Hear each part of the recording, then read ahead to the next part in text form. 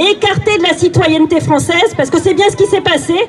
On nous a insultés, mais le plus grave n'est pas là. Le plus grave, c'est qu'on voulait nous écarter de la citoyenneté française. Et là, je suis désolée, mais c'est la mise à mal des valeurs républicaines que sont la liberté, la fraternité et l'égalité, fondatrices de notre démocratie. Et moi, ça m'a posé question. Comment se fait-il que nous ne soyons pas aujourd'hui informés d'une destitution? Comment se fait-il qu'aujourd'hui nous ne soyons pas informés d'une inéligibilité? Je dois vous avouer que ça me pose question parce que j'ai une autre idée de la démocratie.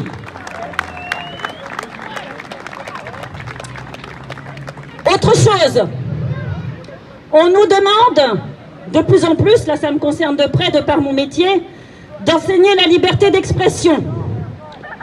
Eh bien, il y a quand même quelque chose, effectivement, qu'on ne peut pas passer sous silence, qui a été relayé cette semaine par le professeur Perron. Le professeur Perron, il s'est exprimé cette semaine au Parlement du Luxembourg. Je vais reprendre un petit peu ses propos. Je ne veux pas m'improviser Perron, j'ai énormément d'admiration pour lui et je ne lui arrive pas à la cheville, j'en ai bien conscience.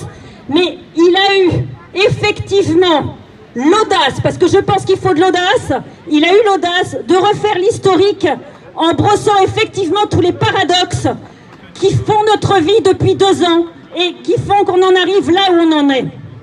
Et il faut quand même savoir qu'un pays comme la France, qui arrose ses médias de dizaines de millions d'euros depuis la période Covid, depuis 2 ans, écoutez bien, a sorti 3 milliards d'euros supplémentaires pour les médias. Et pourquoi? Pour se les mettre dans la poche. Et c'est pour ça qu'au jour d'aujourd'hui en France, on a des médias qui n'invitent jamais la contradiction. C'est-à-dire que les médias ne font que relayer l'activité gouvernementale.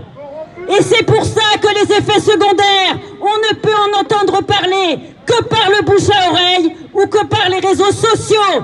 Jamais la contradiction ou les effets secondaires ne sont relayés sur les médias d'État. Et ça, je suis désolée, mais c'est peut-être ce qu'il y a de plus liberticide. Comment, dans un pays où un Samuel Paty a été victime d'une privation de la liberté d'expression et qu'on demande à l'enseigner à tous les enfants de la nation, comment peut-on en priver les médias de ce pays? C'est incroyable! Eh bien, pourquoi? La réponse, elle est simple. C'est propagandiste. Ce n'est rien d'autre. Quand on achète des médias pour leur faire dire ce qu'on a envie de leur faire leur dire, c'est qu'on est dans une démarche de propagande. C'est de l'autoritarisme et rien d'autre. Maintenant, on va en venir au contenu plus médical. Et ce que disait effectivement un des plus illustres scientifiques de ce monde d'aujourd'hui, en la personne de Perron, il nous rappelait effectivement que logiquement, un vaccin ne peut pas être mis sur le marché s'il n'a pas vécu ces 10 ans d'expérimentation. La seule chose qui puisse faire que ce vaccin arrive avant les 10 ans d'expérimentation, c'est si scientifiquement on fait la preuve qu'on ne peut pas soigner la maladie qu'on a à combattre. Eh bien écoutez, je peux vous le dire, la Covid, on peut la soigner avec l'azithromycine et l'ivermectine et on a empêché les médecins de ce pays de le prescrire. Ce n'est pas normal.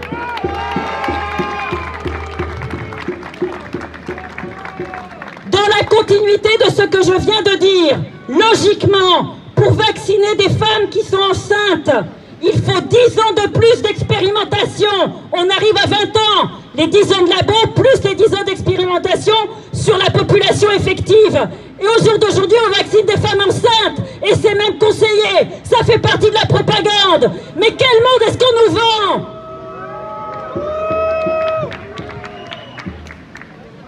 Tout à l'heure, vous avez entendu une soignante suspendue parmi nous qui vous disait les soignants qui sont suspendus parce qu'ils ont refusé de se faire vacciner, c'est-à-dire qu'ils ont voulu rester dans le libre arbitre de leur corps et de leur santé.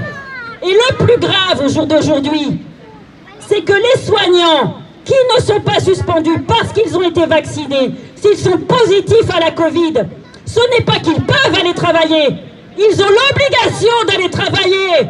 Mais c'est quoi cette non-protection du patient?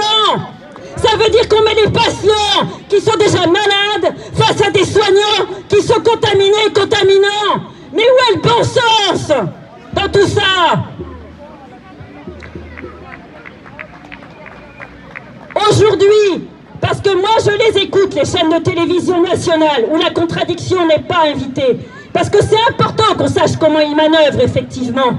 Eh bien aujourd'hui, quand vous allumez France Info, toutes les demi-heures, vous avez des enfants qui ont à peu près 5-6 ans à l'oreille, j'ai quand même l'habitude qu'ils sont vraiment tout petits, et à qui on demande de faire la propagande du vaccin. C'est de la manipulation.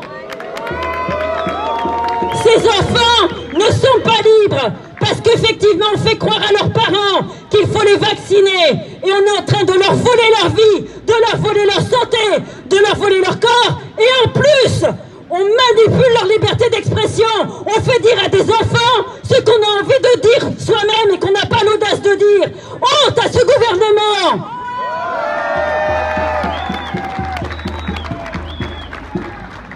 Donc au jour d'aujourd'hui, nous sommes effectivement des personnes qui manifestons depuis le mois de juillet. Et quand on discute en descendant la rue Jean Jaurès, on s'aperçoit qu'il y a plein de gens, ils ne savent pas pourquoi on est là, alors que ça fait des mois qu'on manifeste.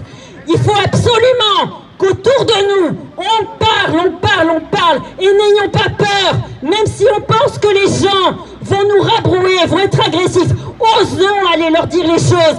Il n'y a pas 50 solutions pour lutter contre l'autoritarisme. Il faut qu'on s'exprime par les voies qui nous sont possibles. C'est la manifestation, ce sont les réseaux sociaux et c'est surtout le bouche à oreille. Nos amis, nos familles, nos collègues de travail. Il faut absolument discuter avec tous les gens qui nous entourent pour les informer. Parce que là, on est arrivé à la 3e dose. Alors on nous dit aujourd'hui il y a 700 000, 800 000 personnes qui vont peut-être perdre leur passe. Il y en a qui le font sciemment et d'autres non. Il y en a, c'est parce qu'ils n'ont pas réussi à avoir le rendez-vous. Et ceux qui le font sciemment, moi je peux vous dire que j'ai un collègue qui est venu me voir vendredi, tout penaud, en me disant « Ah, je crois que tu es dans les manifestations, j'aimerais bien que tu saches que je ne ferai pas la 3e dose, je vais perdre mon passe ce soir. » Il était tout timide, tout penaud. C'est-à-dire que ceux qui veulent nous rejoindre au jour d'aujourd'hui, ils le font timidement, presque cachés. Ouvrons-leur les bras, soyons accueillants, allons les chercher. Et je terminerai sur quelque chose.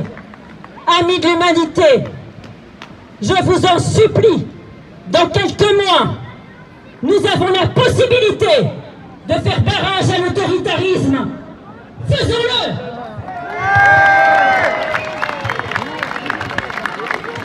Passe sanitaire! On n'en veut pas!